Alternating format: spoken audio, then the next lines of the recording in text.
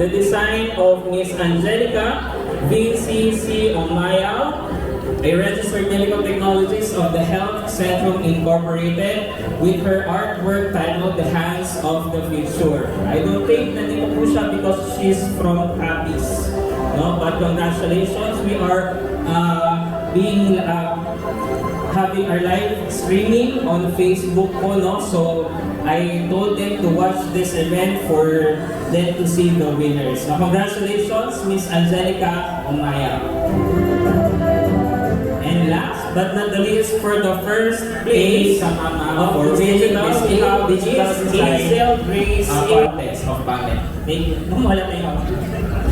Thank you very much po sa lahat ng nag-participate, and congratulations to the winners. And we also have consolation prizes for all the participants. Thank you very much.